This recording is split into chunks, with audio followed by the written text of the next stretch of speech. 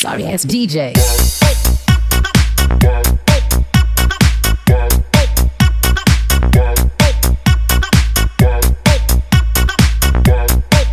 So what's up guys, ito na naman si Adrian's TV.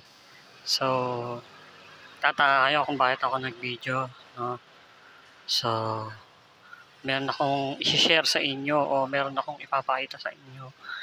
Kasi ako wala akong maitutulong o wala akong maiiyaan sa kanya na malaking halaga, pero nakapag-abot naman na ako kahit papaano. Hindi naman malaki, hindi na rin naman masyadong maliit. So kahit papaano yung nabigay ko sa kanya is makatulong ba. So yan na, papakita ko na sa inyo ha. So kung nakikita nyo yung taong yan guys, dito nyo lang makikita yan sa Dahlia. Share ko lang naman sa inyo. So yung lalaking yan, nagtitinda dati ng isda yan. Napakasipag yan, pero di ko lang alam kung anong nangyari sa kanya. Ayoko makiosyoso. So lagi niyang binabati yung mga dumadaan sa kanya. Siyempre yung mga may nakakilala sa kanya. Yan, tulad yan ni ate.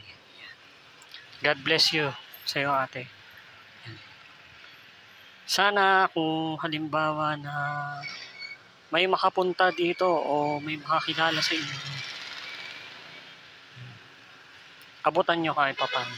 Kasi nakikita ko dati, ang lakas-lakas niyan.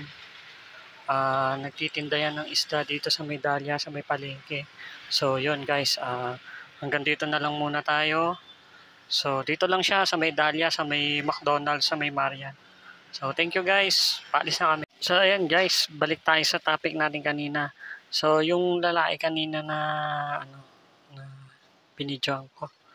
So sa lahat po ng mga dumadaan o makakakilala sa kanya, doon nyo lang po siya makikita sa Fairview, Dahlia, Quezon City.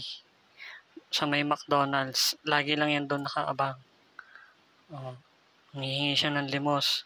So ako, wala akong kakayahan na mag-abot sa kanya ng malaki. So kahit pa paano, yung ama ko, inaabotan siya ng 100 kasi kilalang kilala rin siya ni Madam eh. Saka lagi yang binabanggit ng amo namin na, oh, ayun dati yung nagtitinda ng isda, so okay ako niyan. Lagi yan sa akin, nag-aalok sa akin ng isda. So yun. So guys, sa lahat lang ng mga gustong pumunta o kaya